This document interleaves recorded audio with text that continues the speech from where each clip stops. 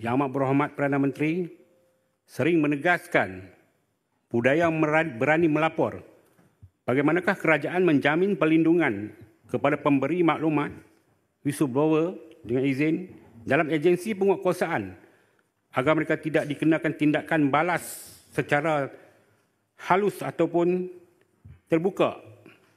Dan di atas prinsip tiada siapa kebal undang-undang, bolehkah Yang Amat Berhormat memberi jaminan kepada Dewan ini bahawa prinsip tersebut akan diterapkan tanpa kompromi walaupun melibatkan perwakanan atau tokoh berpengaruh? Terima kasih. Terima kasih, Yang Berhormat. Soal melindungi hak whistleblower itu memang terjamin. Melindungi maknanya bukan saja mereka itu tidak diambil tindakan, tetapi juga dikawal keselamatan mereka dan keluarga mereka supaya jangan dienayai oleh penjenayah. Tetapi ada kekeliruan dalam negara kita. Sekarang ini penyamun perasuah pun dianggap whistleblower dan dijadikan hero. Ini masalah. Kalau seorang itu curi 1 bilion ringgit, dia kata dia akan bagi kerjasama dengan SPRM untuk mendapatkan balik 100 ringgit, itu bukan whistleblower. Itu penyamun tegar. Sama juga seorang pembunuh.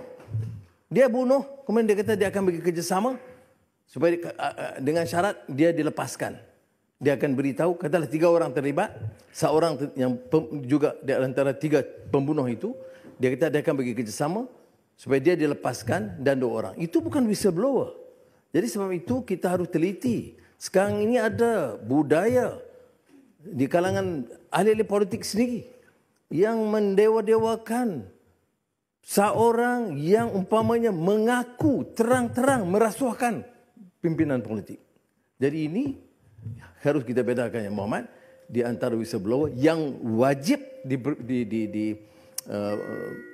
bela dan dikawal keselamatan mereka dengan penjenayah tegar yang menyelubungi atas nama whistleblower.